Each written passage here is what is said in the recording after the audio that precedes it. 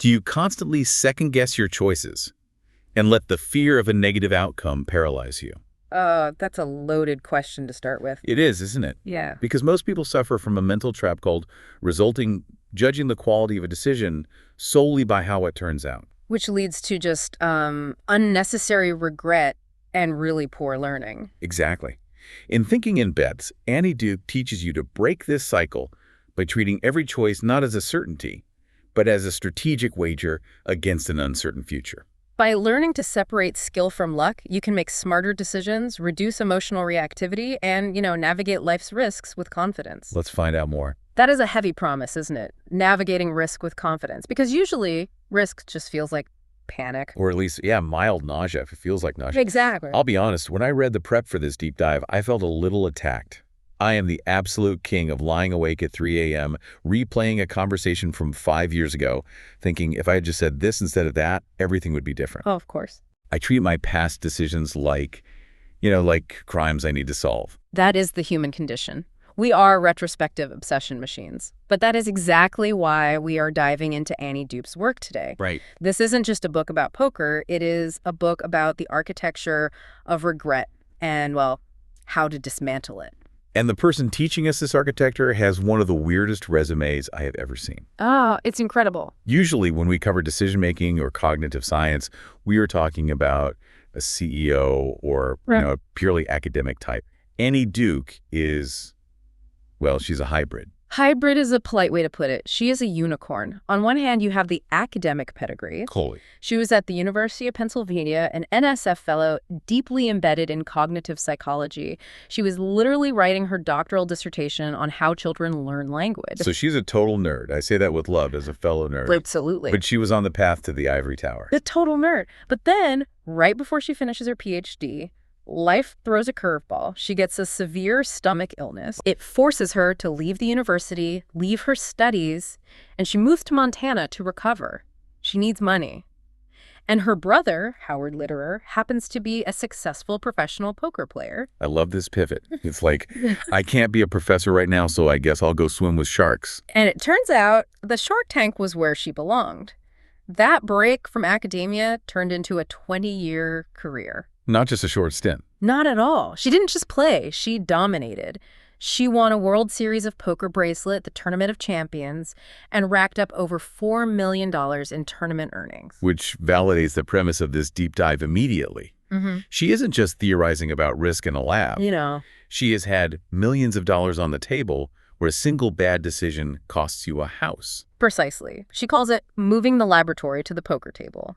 And that brings us to the core argument she makes, which is going to sound counterintuitive to a lot of people. Okay. She argues that we are all playing the wrong game. We think life is chess, but life is poker. Okay, I have to stop you there.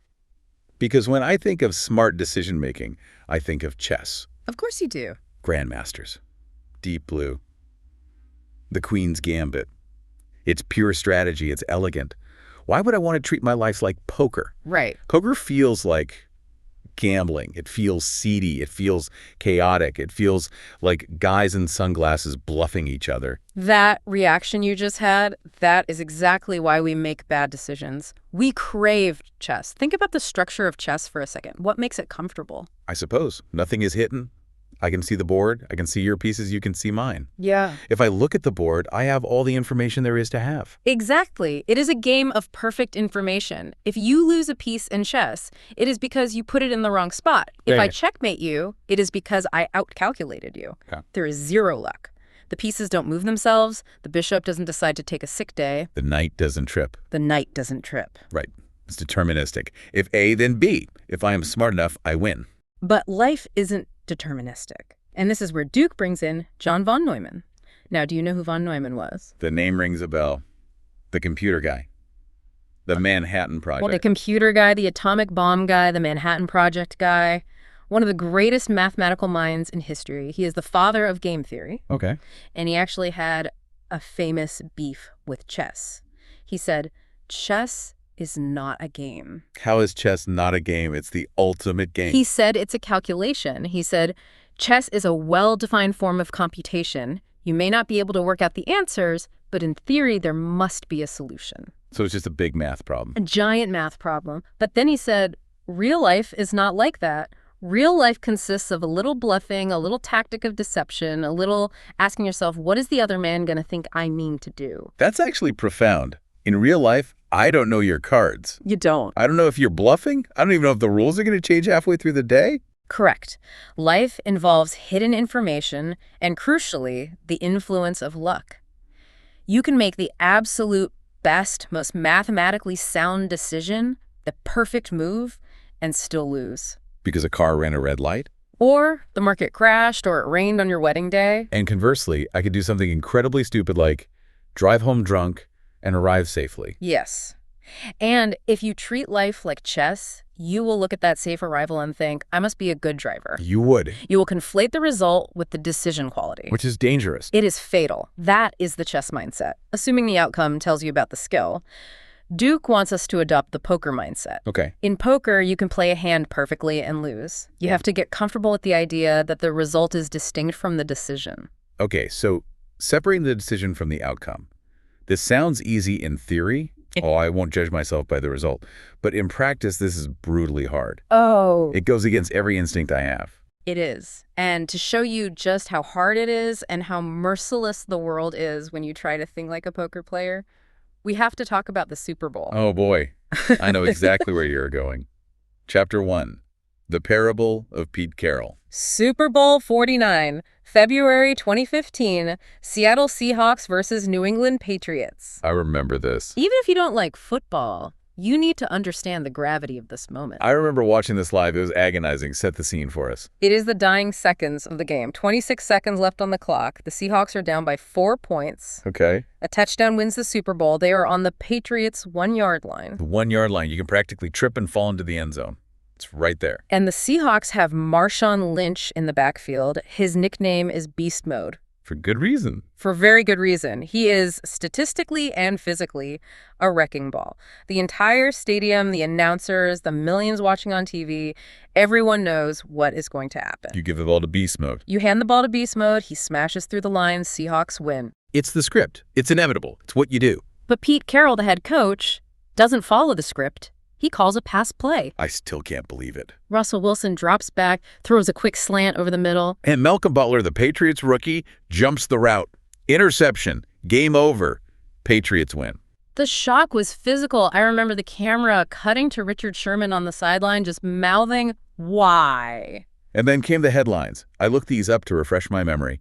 They were savage. Oh, I bet. USA Today. The worst play call in NFL history. The Washington Post. Yeah. Dumbest call ever. Wow. It wasn't just, oh, that didn't work. It was Pete Carroll has lost his mind.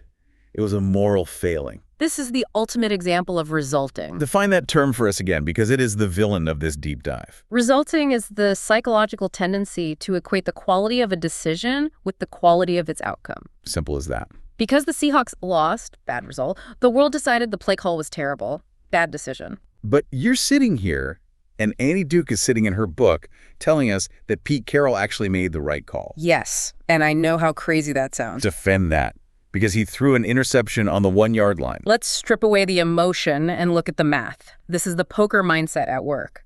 You have 26 seconds. You have 1 timeout remaining. It is second down. Okay, following so far. If you hand the ball to Marshawn Lynch, which everyone wanted him to do, and the Patriots defense stuffs him at the line, what happens? The clock keeps running. The clock keeps running. You are in panic mode. You have to burn your final timeout to stop the clock. Okay, so now you have no timeouts. Now it is third down. You have maybe 10 seconds left. You have to call a play that definitely gets into the end zone, because if you get stopped again, you can't stop the clock. Right. You likely only get 1 more shot. So running the ball actually limits your future options. Drastically. But look at the pass play. If Russell Wilson throws the ball and it's incomplete, what happens? The clock stops automatically. The clock stops. You still have your timeout. Now it is third down. And you still have options. You can run the ball. If that fails, you call timeout. Then it is fourth down. You can run the ball again. Oh, I see. So by passing on second down, he actually bought himself 3 chances to score. Exactly. If he ran, he might have only had 2. At best. Strategically, passing the ball maximized the number of opportunities they had to win the game. It was a quantitative masterstroke. But the risk, the interception, Surely passing is way riskier than running. That is where our brains fail us. We think pass equals risk. But look at the data. Okay. That season, 66 passes had been thrown from the 1-yard line across the NFL. Do you know how many were intercepted? I'm guessing a few, 10%. 0, not 1. Get out of here. And in the previous 15 years, the interception rate in that specific situation was less than 2%. 2%. So you're saying there was a 98% chance that an interception doesn't happen. Exactly. So Pete Carroll made a bet. He bet on a strategy that gave him 3 chances to win with a 98% probability that the worst-case scenario would be an incomplete pass, which just resets the play. He took a 98% success rate bet, and the 2% happened. The 2% happened. That is bad luck. That is variance. But it is not a bad decision. That is mind-blowing when you break it down like that. But here's the kicker that Duke brings up. Imagine the ball is caught. Oh, yeah. Imagine Wilson throws that slant, the receiver catches it, touchdown, Seahawks win. What are the headlines the next morning? Carroll outsmarts Belichick, the genius of the surprise attack. Gutsy call wins Super Bowl. Exactly. The decision, the actual word spoken into the headset is identical. The only thing that changed was the luck of the outcome. And yet, in one version, he is a moron, and in the other, he is a god. That is the tragedy of resulting. Yeah. We judge people and we judge ourselves based on factors completely outside of our control. We are punishing skill because of bad luck. And we are rewarding recklessness because of good luck. Which is arguably worse. If you make a terrible bet-like gambling your life savings on a single stock tip you heard at a bar, and you happen to triple your money, you learn the wrong lesson. You think, I am a genius investor. Right. You're going to do it again. And next time, the luck won't be there and you will be wiped out. It shatters the feedback loop. And this is compounded by another cognitive trap Duke talks about, hindsight bias. I knew it all along. Exactly. After the interception, every fan in every bar in America said, well, obviously you don't pass there. But they didn't know that 30 seconds earlier. No one said that before the play. No one. Hindsight bias is the illusion that the past was inevitable. We look backward and the path looks like a straight line. But looking forward, it was a branching tree of probabilities. She gives a corporate example of this that I think will resonate with anyone who works in an office. The CEO and the firing. Yes, this is from her consulting work. A CEO tells her his worst decision of the year was firing the company president. Duke asks why. He says, well, we fired him, and then sales tanked, and the guy we hired to replace him was a disaster. Classic resulting. Bad outcome, therefore bad decision. Duke pushes him. She asks about the process before the firing, and the CEO lists all these steps. Like what? The president was underperforming peers. They identified skill gaps. They hired an executive coach to try to save him. So they tried to fix it first? They debated splitting the role. They did a massive executive search for the replacement. They vetted candidates for months. That sounds like exactly what you're supposed to do. It sounds like a rigorous, thoughtful process. It was. When she asked the other executives in the room if the process was bad, nobody raised a hand. But the CEO was beating himself up because of the result. He felt he should have known. He felt he should have known the replacement would fail. But you can't know. That's the poker reality. The new hire is a card you haven't turned over yet. Precisely. You can stack the deck in your favor, but you can't control the card. Why are we like this? I mean, seriously, if we are the most intelligent species on the planet, why is our wiring so faulty? Why do we instinctively link outcome to skill? It's an evolutionary hangover. We have to go back to the savannah. Our brains evolved to keep us alive, not to help us win at the stock market. Right. Duke talks about the search for causality. We crave a link between cause and effect. She uses the rustling leaves example. Okay, lay it out. Right. You are a caveman. You hear rustling in the tall grass. You have two choices. You can assume it is the wind, or you can assume it is a lion. Okay. If I assume it's a lion and I run away, but it was just the wind, what happens? You feel a little silly. Maybe you burned some calories. That a type I or a false positive. Right. You thought there's a pattern, lion, where there wasn't one. The cost is low. But if I assume it's the wind and I stay put and it is a lion. You are lunch. That is a type 2 error, a false negative. You miss the pattern. The cost is death. So evolution killed off all the relaxed optimists who thought, it's probably just the wind. Exactly. We are the descendants of the paranoid. We are the descendants of the people who connected rustling with danger. So we're hardwired to do this. We are hardwired to find patterns, to find causes, even where none exist. We see a bad result, the interception, and our ancient brain screams, bad agent. Bad decision. It cannot accept that sometimes bad things just happen. This leads into the System 1 and System 2 thinking concepts, Oh. which I know Daniel Kahneman made famous, but Duke applies them here specifically to this betting mindset. Yes. System 1 is that ancient brain. It's fast, it's emotional, it's automatic. A gut reaction. It's the part of you that hits the brakes when a ball rolls into the street. It's also the part of you that screams, "Fire the coach," when the team loses. And System 2. System 2 is the prefrontal cortex. It's the logical, deliberative, slow part. It's the part that can do long division. It's the part that can analyze the clock management strategy of the Super Bowl. The problem is System 2 is lazy. It's not just lazy, it's expensive. It consumes a huge amount of energy. And it is evolutionarily very new. It's a thin layer on top of the ancient brain. We cannot walk around using System 2 all day. We would collapse from exhaustion. So we default to System 1. We default to the quick, emotional judgment. So Duke's argument isn't that we can just turn on System 2 and leave it on. No, that's impossible. Her argument is that we need to build tools mental habits that force System 2 to wake up at the critical moments. We need to interrupt the automatic resulting reflex. And the biggest tool for that is redefining what it means to be wrong. This is the pivot point. In a chess world, being wrong means you made a mistake. In a poker world, being wrong just means the odds didn't go your way. I love the coin flip example for this. If I bet you that a coin will land on heads. And it lands on tails. Were you wrong to bet on heads? No, the odds were 50-50. I just happened to get the tail side. Exactly. But in real life, if you bet on a heads outcome, say a new product launch, and it lands on tails, the product fails, you feel like an idiot. You feel like you made a mistake. Duke wants you to say, "I made a good bet. I just got the tails." I am not sure becomes a badge of honor instead of a sign of weakness. "I am not sure" is the most accurate description of reality anyone can give. Which is a perfect transition, because if we want to get really comfortable with "I'm not sure," there is one phrase that forces honesty faster than anything else. Oh, yeah. And that is the title of Chapter 2, Wanna Bet. Ah, two most powerful words in decision-making. Now, when people hear wanna bet, they probably think of gambling.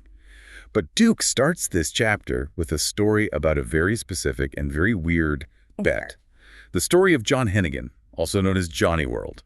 This is a classic poker world story, but it illustrates something profound about knowing yourself. So who is this guy? So Johnny World is a high-stakes gambler. He is a legend. He lives in Vegas and Philadelphia. He loves the action. He needs stimulation constantly. He's the guy who is always betting on everything. Which raindrop will hit the window first? That is exactly the type. So he is hanging out with his poker buddies, and they make a bet. Okay. They bet him $30,000 that he cannot live in Des Moines, Iowa for 1 month. Now, no offense to anyone listening from Des Moines. It's a lovely city. It is a lovely city, but it is not Las Vegas. It doesn't have the casinos, the late-night action, the adrenaline that Johnny World lives on. So the terms were simple. Very simple. He just had to stay within the city limits for 30 days. He could do whatever he wanted. Play golf, watch TV. If he stays, he gets $30. If he leaves, he pays them. He takes the bet, obviously. So takes the bet. He thinks easy money. Yeah. He moves to Des Moines. He gets a hotel. He plans to just practice his golf game for a month. He's thinking about the $30,000. He's calculating the pot odds. But he forgot to calculate the emotional odds. How long did he last? 2 days. 2 days.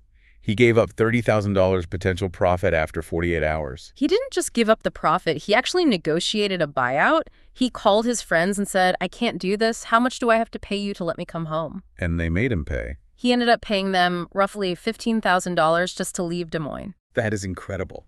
He paid $15,000 to avoid being bored for 28 more days. Because he realized the cost was too high. And this brings us to the concept of opportunity cost. Usually when economists talk about opportunity cost, my eyes glaze over. I know, it's so abstract. But this makes it so concrete. Opportunity cost is simply the value of what you give up when you make a choice. Hennigan realized that the cost of the bet wasn't just the time, it was the misery. The boredom. It was the fact that by being in Des Moines, he couldn't be in Vegas doing what he loved. He was missing out on his life. I think this applies to everyone, not just gamblers. Every decision we make is a bet against a future version of ourselves. That is a beautiful way to put it. When you choose a career, let's say, you choose to be an accountant. Right. You are betting that future you as an accountant will be happier than future you as an artist or future you as a forest ranger. And the scary part is, Every time you choose, you are killing off those other future versions. You are foreclosing on futures. If you buy a house in the suburbs, you are betting against the version of you that stayed in the city. If you order the chicken, you are betting against the steak. We do this hundreds of times a day, but we rarely treat it like a bet. We treat it like a fact. I am doing this because it is the right thing. But if we started treating these choices like bets, what changes? We become more realistic. If Hennigan had really treated the Des Moines decision like a bet beforehand, he might have asked, what are the odds I can handle the boredom? Instead of just seeing the $30,000 prize. Exactly. This leads to the core tool Duke offers here, the wanna bet challenge. It's about how we form beliefs. Yes. Think about the last time you got into an argument.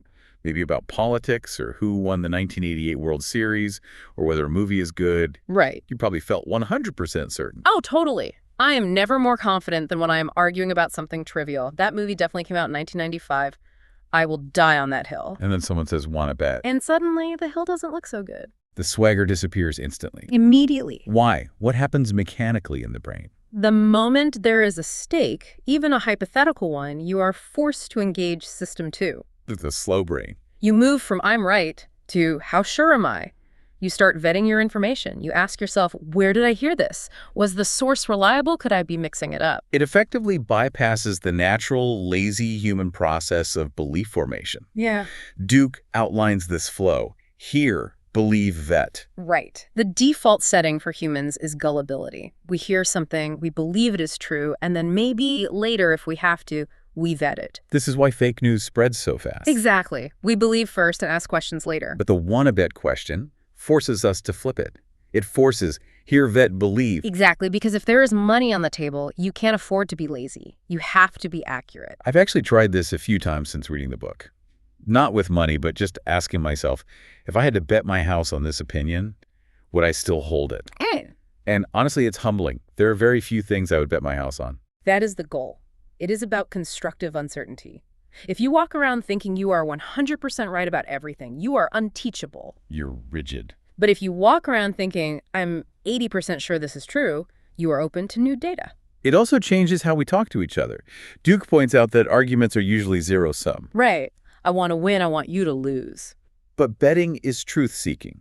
If I say, I think the unemployment rate is 4%, and I'm willing to bet on it, and you say, I think it's 3.5%, we aren't fighting. We are calibrating. We are sharing information to get closer to the truth. I'm 80% sure. It's such a powerful phrase. It invites collaboration. If I say, I'm sure, I shut you down. You do. If I say, I'm 80% sure, I'm basically asking you, do you have the other 20%? It creates a safe space for disagreement. It signals that you are not attacking the other person. You are just examining the probability. So, Chapter 1 told us life is poker.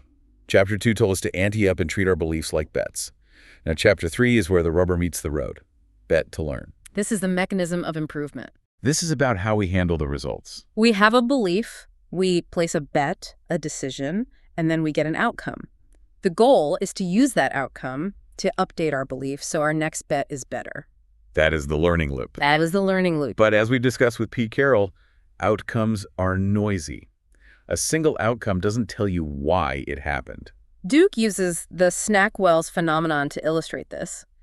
Do you remember Snackwell's cookies? Oh my God, the green box. Yeah. The devil's food cakes. Those are the currency of the 1990s. They were, and they were marketed as fat-free. In the 90s, we believed fat was the enemy, so people ate them by the box. I am guilty of this. Yeah. It's fat-free, so I can eat 12 of them. And what happened? People gained weight. Now imagine you are a scientist looking at that result. Okay. The result is weight gain. What is the cause? That's the noise. Did they gain weight because the cookies were actually unhealthy and loaded with sugar? Or did they gain weight because, believing the cookies were healthy, they ate 3,000 calories of them? Exactly. Working backward from the result to the cause is incredibly difficult. Is the lesson low fat is bad? Or is the lesson calories still count? If you learn the wrong lesson, your next diet decision will be wrong too. So how do we clean up the noise? Duke talks about fielding outcomes. Okay, what does that mean? Imagine every time something happens to you, you have to catch the ball and throw it into one of two buckets. Right. Bucket A is skill. Bucket B is luck. Skill is what I control, luck is what I don't. Correct. If you can sort accurately, you learn. But here is the problem. We are terrible at sorting. Why? We have a massive fielding error called self-serving bias. I know this one. This is the ego protection mechanism. Essentially, yes. If we get a good outcome, we immediately put it in the skill bucket. I'm a great driver. I'm a brilliant investor. I'm charming. We take the credit. And if we get a bad outcome? We throw it in the luck bucket. The sun was in my eyes. The ref cheated. The market is rigged. My boss is a jerk. It feels good to do that. It protects our self-esteem. It feels good, but it destroys learning. If you blame luck for every loss, you never examine your mistakes. You never ask, what could I have done differently? Never. And if you take credit for every win, you reinforce bad habits. Like the drunk driver who gets home safe. He fields that result into skill. Yeah. He says, I drive better when I've had a few. Right. And that bad sorting eventually kills him. Duke gives us some great case studies here from the poker world to illustrate the difference between someone who does this wrong and someone who does it right. Okay. Let's talk about Nick the Greek. Nick the Greek. This guy sounds like a character from a Scorsese movie. He was a real player at the Crystal Lounge in Montana where Annie Duke started. He was, let's say, rigid. Okay. He had a specific weak hand. He loved to play a 7 and a 2 of different suits. For those who don't play poker, how bad is that hand? It is statistically the worst starting hand you can have. It has the lowest probability of winning. It's trash. So Nick plays this trash hand. And being poker, sometimes you get lucky. One time, Nick played it and won a big pot. And how did he field that outcome? What bucket did it go in? Skill bucket. He decided his strategy of playing 7-2 offsuit was brilliant. He thought he had discovered a secret that the math nerds miss. Oh no. He validated a bad decision with a lucky result. And of course, the laws of probability eventually catch up. He lost with that hand way more often than he won. So what happened then? But whenever he lost, what did he do? Luck bucket? Exactly. The dealer's bad, you got lucky, bad beat. He never learned. He reinforced a terrible strategy because of one lucky win and dismissed all the data proving him wrong. And the result? He went broke. That is tragic. But I see people do this in business all the time. They get one lucky break with a bad product and think they've cracked the code. All the time. Then when sales drop, they blame the economy. I mean, the pros do it. Duke mentions Phil Hellmuth, one of the greatest players ever, but he has this famous quote after getting knocked out of a tournament. What's the quote? If it weren't for luck, I'd win every one. Wow. That is pure ego. He's basically saying, my skill is perfect, only the universe prevents me from winning. It implies he has nothing left to learn. It's a dangerous mindset. Contrast that with Phil Ivey. Phil Ivey, widely considered the best all-around player in the world. His approach is radically different. Even after he wins a tournament, takes home the trophy and the money, he is dissecting his play. Really? Even after a win? He asks, what did I do wrong? He actively looks for his own mistakes in his wins. And when he loses? He looks for his opponent's skill. He acknowledges that maybe they outplayed him. He flips the script. He fields his wins into luck, or at least looks for it, and fields his losses into skill to find the lesson. He does, and because he is willing to admit mistakes even when he wins, his learning loop is tight. He is constantly updating his beliefs with accurate data. He is a truth seeker, not an ego protector. That's the perfect way to phrase it. This brings us to the concept of compassion. Because resulting in this bias doesn't just affect how we view ourselves, Right. it affects how we view other people. And it's usually the inverse. Yes. The inverse bias. When I mess up, it's bad luck. But when you mess up, It's because you're an idiot. precisely. When we see someone else get a bad result, we attribute it to their character or their lack of skill. He got fired because he's lazy. She crashed because she's a bad driver. And when they win, He just got lucky. He kissed up to the boss. it's so petty. But it's so true. We are so uncharitable to others and so forgiving to ourselves. How do we fix this? This is where Duke argues that thinking in bets actually makes you a better person. It breeds compassion. How so? Because if you truly accept that luck plays a huge role in outcomes, you stop judging people so harshly. If you see someone fail, you can think, maybe they made a good bet and just got bad variance. And it works for self-compassion, too. Exactly. If you admit that luck exists, you don't have to be perfect. You can forgive yourself for a bad outcome if you know your process was good. So you don't have to spiral into self-loathing. You don't have to spiral into self-loathing just because the coin came up tails. That is deeply comforting. It takes the weight of the world off your shoulders. You don't control the universe. You just control the bet. We can't control the cards we are dealt. We can't control the cards that come off the deck. We can only control how we play the hand. So, bringing this all together for our listeners, we've covered a lot. Life is poker. Decisions are bets. Watch out for resulting. If you take one thing away, let it be this. Get comfortable with, I'm not sure. Embrace the uncertainty. Build that wanna bet reflex. Before you argue, before you invest, before you make a life-changing move, ask yourself, if I had to bet my own money on this, how sure am I really?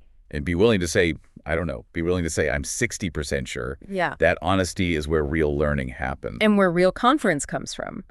Because false confidence is brittle. It shatters when you're wrong. But probabilistic confidence, knowing the odds, is resilient. You can handle the losses because you know they were part of the math. Well said. I think that gives us plenty to chew on. I'm definitely going to look at my next big decision a little differently. Maybe calculate the odds a bit before I throw the interception on the 1-yard line. Ideally, hand it to Marshawn Lynch next time. But if you pass, just make sure you know why. Ideally. That brings us to the end of our deep dive into Thinking in Bets by Annie Duke. It's not about gambling. It's about navigating a world where we can't know everything. By getting comfortable with, I'm not sure, recognizing the role of luck and avoiding resulting, we become better decision makers. Thank you for watching. Please like, share, subscribe, follow up in next topic. Come back to continue thinking in bets. It is genuinely great to be back in the studio with you. It is wonderful to be back. I feel like we are really getting into the thick of it today. We really are. So for everyone listening, a quick reset. This is our continued deep dive into Annie Duke's fantastic book, Thinking in Bets. Last time, we spent a lot of time inside our own heads. A lot of time. We were talking about resulting, that terrible habit of judging a decision purely by how it turned out. Exactly. And all the biases that live inside our own skulls. We were basically doing an autopsy on our own flawed reasoning. Right. We established the diagnosis. And the diagnosis is that the human brain isn't really built for pure rationality. It's built for survival. It's built for finding patterns. And frankly, for making us feel good about ourselves. Yes. It's designed to keep us happy, not necessarily to keep us accurate. Yeah. And because of that, we have these just massive blind spots. Massive is the right word. We're all walking around with this thick layer of I'm right, sort of plastered over everything we do. It's a comfortable bubble to live in. Very comfortable. But today, we're shifting gears. We are moving from that internal struggle, which, let's be honest, is a losing battle if you try to fight it alone, to the external solution. We're going to talk about how you can hack your own decision-making by bringing in reinforcements.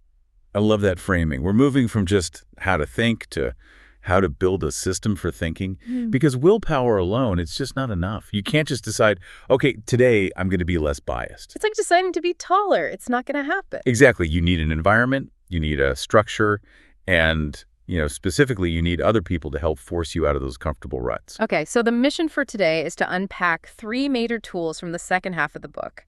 First up, we're going to talk about what she calls the buddy system, why you absolutely need a truth-seeking pod, and why going it alone is basically impossible. And then from there, we'll get into the rules of engagement. Right, specifically a framework called pseudos, which it sounds like a candy bar or something, but it's actually a scientific method for arguing without hating each other. Which is so essential for keeping those groups honest. Yeah. Otherwise, a group just becomes an echo chamber. And that's actually, I think, more dangerous than just thinking by yourself. Totally. And then finally, we are going to do some mental time travel. We're going to talk about how to recruit your past self and your future self to kind of gang up on your present self and stop you from doing stupid things. Which is my personal favorite section of the book. The idea that we aren't one single self, that we're these distinct entities of past, present, and future, and that we need to actively mediate the relationship between them is, well, it's profound. It's pretty mind-bending stuff. So let's just jump right in. Chapter 4, the buddy system.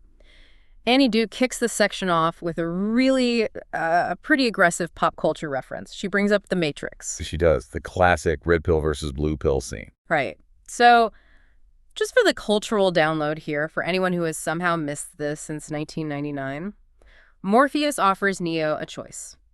You take the blue pill, you wake up, the story ends, you believe whatever you want to believe. The comfortable story. The comfortable story. Or you take the red pill, you stay in Wonderland, and he shows you how deep the rabbit hole really goes. And in the context of decision-making, this is the fundamental choice we face every single day with almost every decision. The blue pill is that comfortable delusion. It's the world where, when good things happen, it's because we're brilliant, we're geniuses. Of course. And when bad things happen, well, it's just bad luck. We got screwed. It's the I'm the victim of circumstance pill. Precisely. And it feels great. It preserves our self-image. It keeps our personal narrative intact. It allows us to sleep soundly at night because, hey, we're never really at fault. So the red pill in this analogy is choosing truth-seeking. It's facing the hard, cold reality that, maybe you aren't as smart as you think you are. Maybe that bad luck was actually a bad decision in disguise. And maybe the world is far more uncertain and probabilistic than you're comfortable admitting. And honestly, that just sounds miserable. I mean, I completely get why people take the blue pill. Who wants to walk around all day second-guessing themselves, constantly questioning if they're wrong? It sounds exhausting and, frankly, demoralizing. Well, that's exactly the point Duke makes. It is miserable if you do it alone. If you're the only person in your circle trying to swallow that red pill, you're just going to feel terrible about yourself while everyone else is high-fiving over their delusions. We are naturally wired for what psychologists call confirmatory thought. Okay, let's break that down. Confirmatory thought versus, what's the other one? Exploratory thought. Confirmatory thought is our factory default setting. It is a one-sided attempt to rationalize a point of view. When we're thinking this way, we're not looking for the truth. We are looking for evidence that supports what we already believe. So we're not a scientist, we're a lawyer. You are a lawyer defending a client, and that client is always your own ego. So if I buy a stock and it immediately tanks, confirmatory thought is me frantically Googling for articles that say the market is just in a temporary dip or this is a brilliant long-term play, right? Yes, and you're actively ignoring the company's balance sheet that shows they're about to go bankrupt. Of course. You are soothing yourself. You're treating the internet like a bias confirmation vending machine. You're asking, can I believe this? For all the good news and for the bad news, you're asking, must I believe this? And exploratory thought is the opposite of that. Exploratory thought is the goal. That involves an even-handed, fair consideration of alternative points of view. It's acting less like a defense attorney and more like a judge or a scientist. You're asking the hard questions. What if I'm wrong? What is the strongest counter-argument? What would I think about this if I didn't already have my money in it? But that requires so much cognitive energy, and it hurts. It physically hurts to admit you might have screwed up. It does hurt. And that is precisely why you need a group. You need a buddy system. Duke used the analogy of like a school field trip. The teacher pairs you up with a buddy so you don't wander off into traffic. Right, the buddy system. In decision-making, you need a buddy to stop you from wandering off into the traffic of your own biases. You need someone else to hold the mirror up because you can't see your own face. Okay, but then she immediately throws a wrench in the gears here. She says that groups can actually be worse than individuals if you're not extremely careful. Yes, the classic echo chamber effect, or what sociologists call homophily. Birds of a feather flock together. If you just grab a bunch of your friends who think exactly like you do, you don't get exploratory thought. You get the opposite. You get hyper-confirmatory thought. You just amplify each other's biases until they're deafening. We see this everywhere. Politics, corporate boardrooms, just look at social media. It's a validation spiral. Just a bunch of yes men telling each other they're brilliant. Exactly. So for a group to actually function as a red pill dispenser, it needs a charter. It needs a very specific social contract. You can't just hang out and hope for the best. You have to agree on the rules of engagement beforehand. She lays out a blueprint for this charter. It's based on research by Tetlock and Lerner. And there are 3 main pillars. I think this is where the rubber meets the road, because if you're listening and thinking about forming a mastermind group or a decision pod at work, you should probably write these down. Okay, so the first pillar is an explicit focus on accuracy over validation. The group's stated goal is not to make you feel better. It's to find out what is true. And that's a huge, huge shift. I mean, usually when I vent to my friends about a bad day or a dumb decision I made, what I want them to say is, oh man, that sucks. You were totally right. That other guy was a jerk. Correct. That's the standard social contract. I vent, you validate. It's emotional support, and there's absolutely a time and a place for that. We all need friends who will just buy us a drink and tell us we're great. But a truth-seeking charter completely flips that. It says, I vent, and you have permission. In fact, you have a duty to ask me if I might have caused my own problem. That is a very risky conversation to have without a charter. If I just start critiquing my friends' choices when they're upset, I'm going to lose that friend pretty fast. It's a friendship-ending conversation if you haven't agreed to it in advance. That's why the agreement is everything. You have to say out loud, in this specific space, with these specific people, we are prioritizing truth over our feelings. Okay, that makes sense. The second pillar helps with this, accountability. You have to know in advance that you're going to have to explain your reasoning to the group. So this is that pre-commitment idea we've talked about before. If I know I have to show up to my poker group or my business team on Monday morning and explain why I made this risky bet on Friday, I'm going to think about it very differently in the moment. The decision process becomes more rigorous. It's like having a driving instructor in the passenger seat. You suddenly drive a lot better. You signal earlier. You check your mirrors more. Exactly. It forces you to view your own decision through the critical eyes of the group before you even make it. You start auditing yourself because you know the audit is coming. And the third pillar? The third pillar is diversity. You absolutely need an openness to different ideas.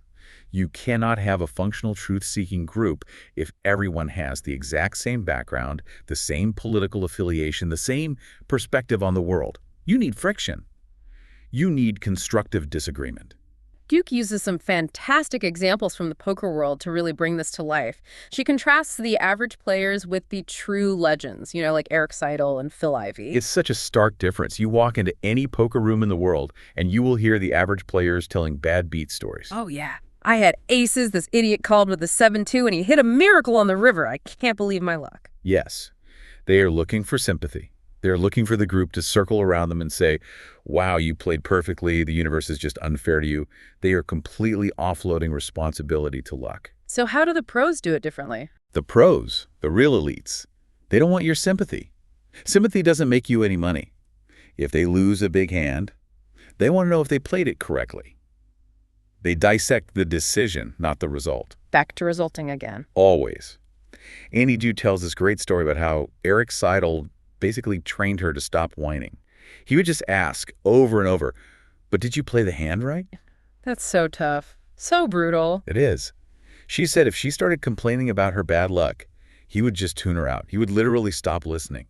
He forced her to take the red pill, to focus only on the quality of her own decisions, because that's the only thing she can control. There's this great phrase she brings up, which acts as a kind of trigger for the group, the wanna bet moment. It's the ultimate bias buster. It's so powerful. You're in a meeting, you're ranting about something, you're stating an opinion as if it's a solid fact. This new marketing campaign is definitely going to fail, or our competitor is definitely going bankrupt. And someone in your group just looks at you calmly and says, wanna bet. And it stops you dead in your tracks. It has to. It does.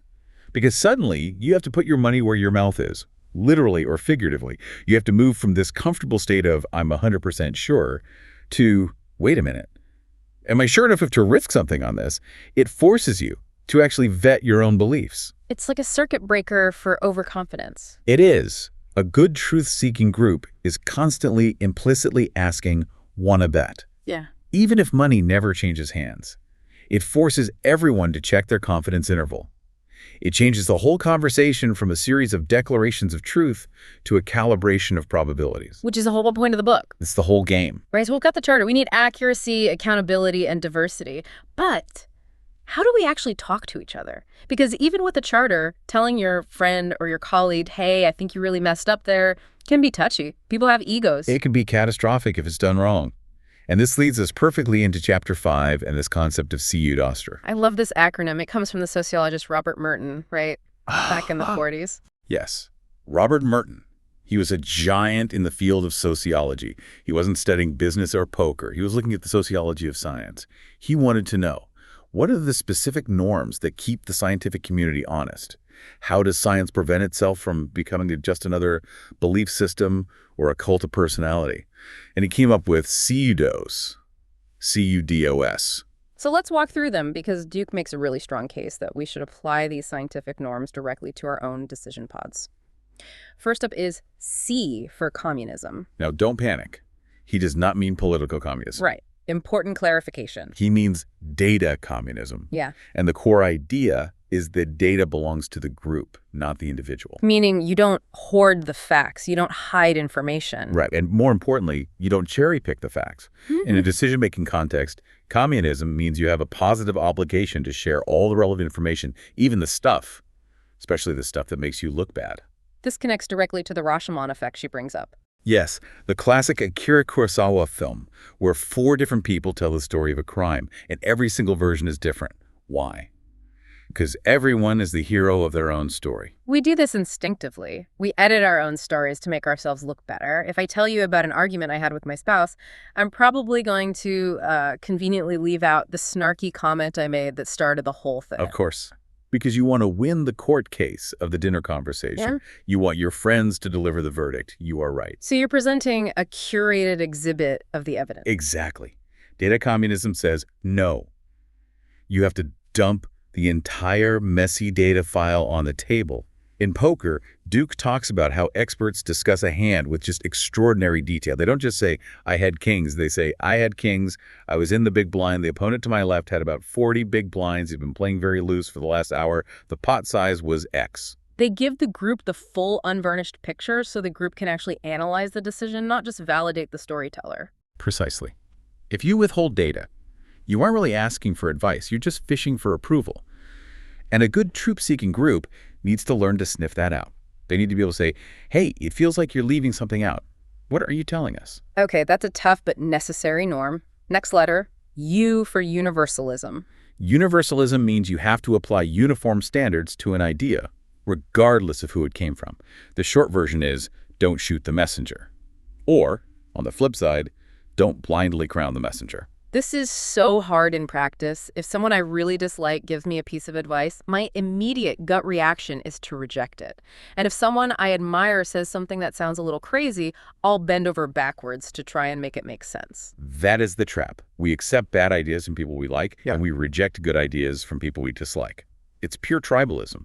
In a CEDOS group, you have to actively fight this instinct. One strategy Duke suggests is to mentally flip the source. So if you hate a certain politician, imagine their new policy proposal came from your favorite leader. Does it still sound like a terrible idea? Right. Or, even better, when you present an idea to your group, you strip the source entirely. Don't say, my brilliant mentor who's never been wrong thinks we should pivot our entire company. Just say, there is a suggestion on the table to pivot. Here are the arguments for and against. Let the idea stand on its own 2 feet. You have to. It's surprisingly difficult because we use who said it as a cognitive shortcut for is it true. We use reputation as a proxy for accuracy. Universalism says no shortcuts. Evaluate the data, not the person. Okay, so CUD for disinterestedness. This one sounds like you're supposed to just not care, but that's not what it means, is it? No, not at all. It means maintaining a constant vigilance against conflicts of interest. In the world of decision analysis, the single biggest conflict of interest is outcome bias. Ah, we're back to resulting. It's the great villain of this book. We are always fighting resulting. The outcome of a decision creates a massive conflict of interest in how we analyze the decision itself. If your group knows you won the hand or you landed the big client, they are automatically biased to look for evidence of your brilliance.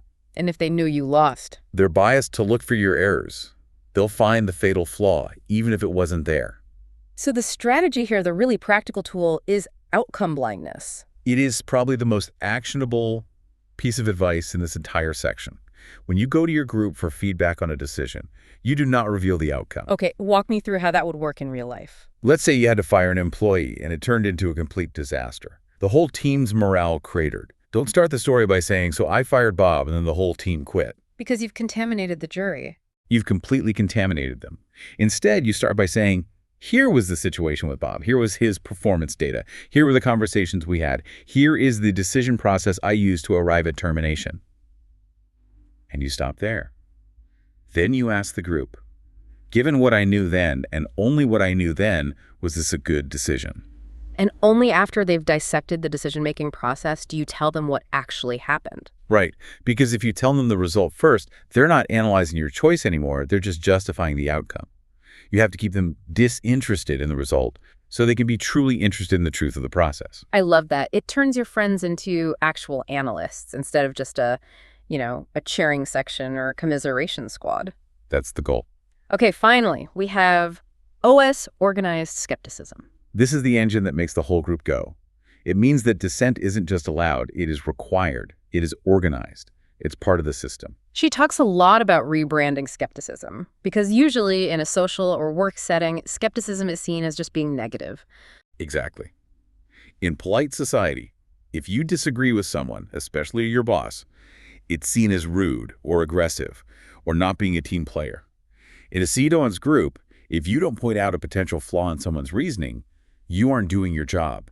You are actually failing your buddy. She mentions things like the devil's advocate and corporate red teams. Right. The Catholic Church used to have a literal office of the devil's advocate, whose entire job was to argue against a candidate for sainthood. The State Department has a formal dissent channel. You need to formalize skepticism so people don't take it personally.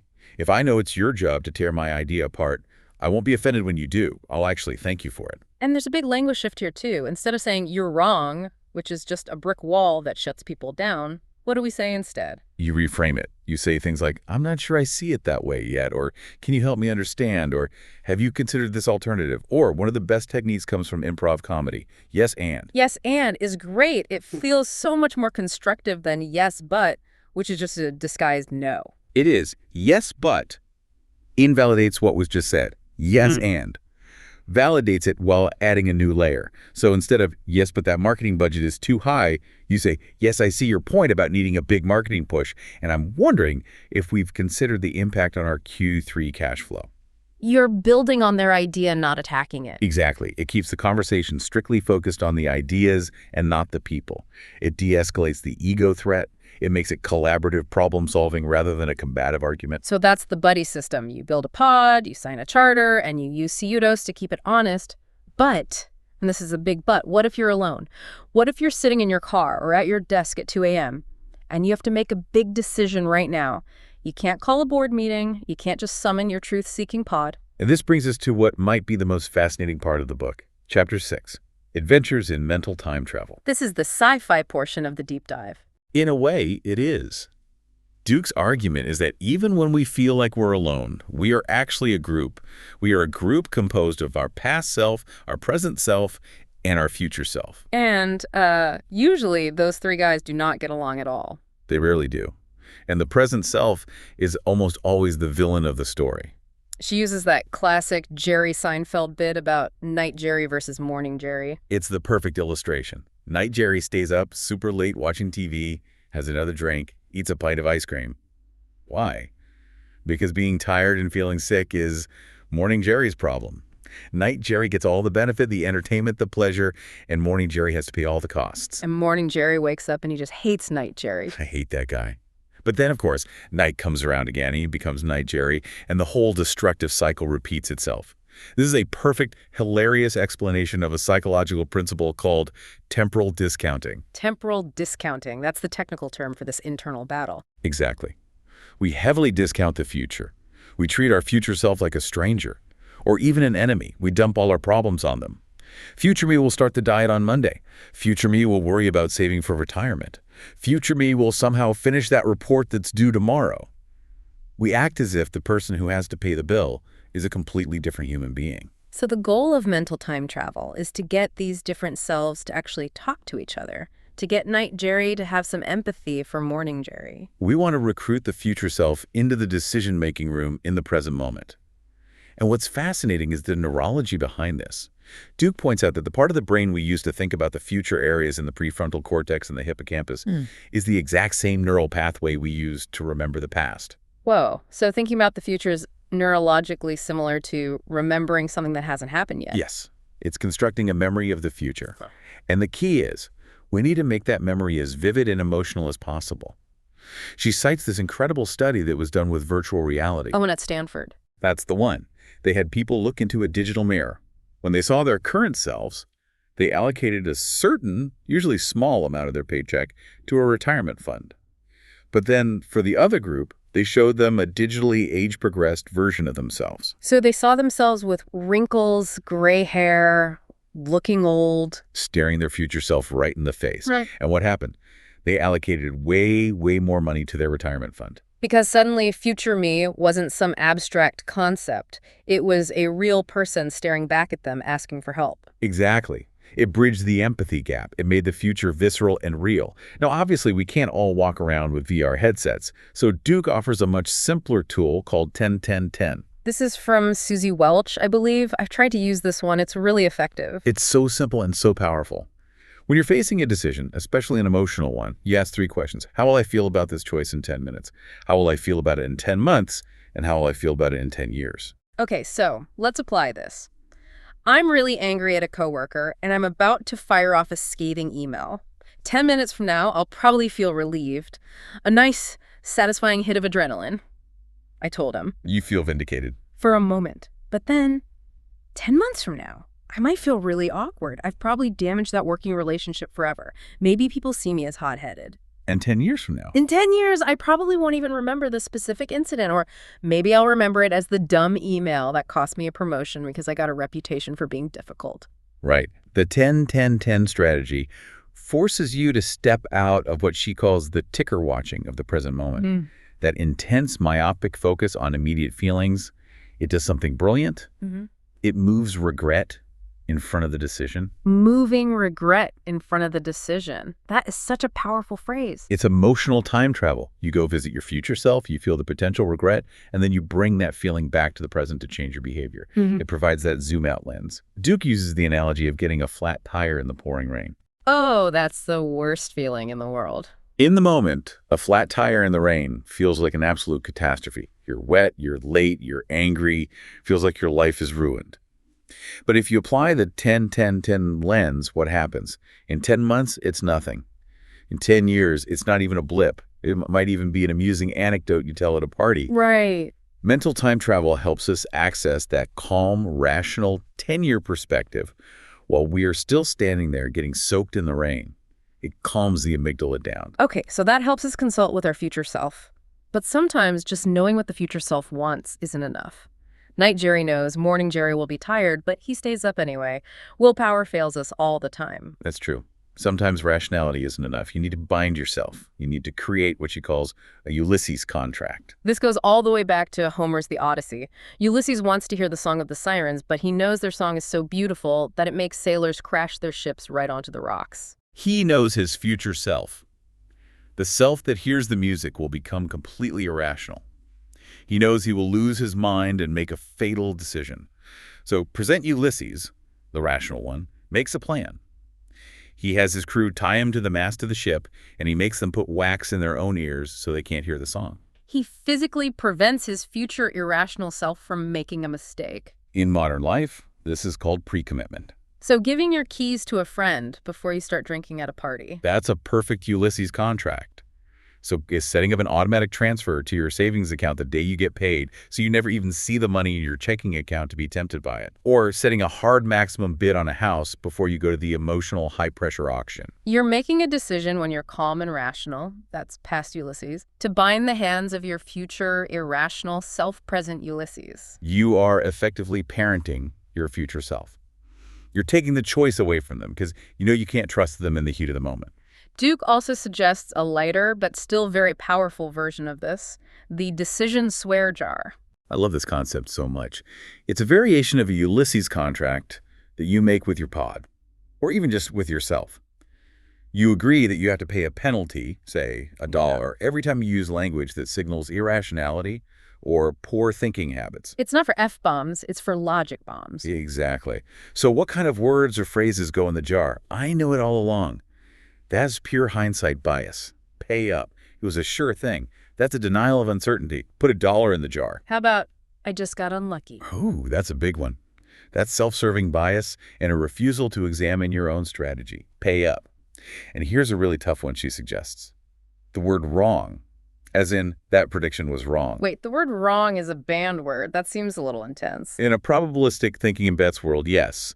You should say the less likely outcome occurred. Saying a prediction was wrong implies the prediction process was bad just because the unlikely result happened. If the meteorologist says there's a 20% chance of rain, and it rains, they weren't wrong. The 20% happened. Wow, that's hardcore. But I can totally see how it would rewire your brain over time. You would start catching yourself before you say it. And that pause, that tiny moment where you catch yourself, that is the red pill kicking in. That is the moment of mindfulness where you stop drifting on autopilot and you start actively thinking. Okay, so I've covered the buddy system, we've covered the see-you-dose rules of engagement, and we've covered binding our irrational selves with mental time travel. The final section of this deep dive brings this all together into a practical strategy for mapping the future. Duke talks about reconnaissance. This is all about looking at the future not as a single predetermined road, but as a tree with a vast number of potential branches. Our job isn't to predict the future, it's to scout out those different branches. And she offers two very specific, powerful techniques for this: backcasting and premortems. These are, they're like reciprocal tools. They're two sides of the same coin, and they work best when you use them together. Backcasting is working backward from an imagined positive future. So, you imagine we've already achieved our goal. We bought the dream house, or we launched the new product, and it's a massive runaway hit. Right. You literally imagine the newspaper headline a year from now. Our company achieved its goal. And then, this is the crucial part, you have to write the story of how you got there. You write the history of that successful future. Well, we achieved the goal because we hired that new sales lead in Q1, and that allowed us to fix the onboarding bug in Q2, which led to... It turns a vague, fuzzy goal into a concrete, step-by-step plan of action. Exactly. It forces specificity and identifies the critical path to success. But backcasting has a major weakness. It's inherently optimistic. It assumes success is possible. It is the team's cheerleader, and that's why you absolutely need its dark twin, the premortem. The premortem is the heckler. It is the constructive heckler. In a premortem, you do the opposite. You imagine the newspaper headline. Project fails spectacularly. The patient is dead on the operating table. Now, everyone in the room has to explain why. That sounds incredibly depressing. Why would you want to start a project by imagining its total failure? It's actually liberating. It provides psychological safety. It gives everyone on the team explicit permission to be negative and critical without fear of being labeled as not a team player. Usually nobody wants to be the naysayer in a kickoff meeting. Right, you don't want to be the downer. But in a premortem, the goal is to find all the potential failure points. You're rewarded for it. We failed because the competitor lowered their prices and we had no response. We failed because a key person quit. We failed because the supply chain broke. And once you've identified all those potential causes of death, you can go back and create plans to prevent them. Correct. You uncover all the hidden obstacles that your natural optimism was obscuring. You identify the silent killers of projects. Backcasting reveals the path to victory. Premortems reveal the traps along the way. You need both to see the whole map. Duke wraps all of this up with this really beautiful and powerful analogy about dendrology, which is the study of trees. This is one of the most poetic and sticky images in the whole book. She asks us to visualize time as a tree. The trunk, growing up from the ground, is the past. There is only one trunk. It's solid. It's fixed. We know what happened. And the branches spreading out above are the future. Many, many branches. Thick, strong branches for highly probable futures, and tiny, thin twigs for the really unlikely ones. A whole canopy of possibility. But here's the thing that gets us. As time passes, as we live our lives, we move up the tree. And as we move up, the present moment acts like a chainsaw. And with every second that passes, it cuts off every single future branch, except for the one that actually happens. So when we look back, when we look down the trunk from where we are now, we don't see all the branches that were cut off. We just see the single, solid trunk of what happened. And that creates the ultimate cognitive illusion, hindsight bias. We look back and we think the past was inevitable. It looks like a straight line. We can't see the alternatives anymore. We completely forget that at one point, just a moment ago, all those other branches were real, live possibilities. Her advice is to give the chainsaw a rest. That is the core message.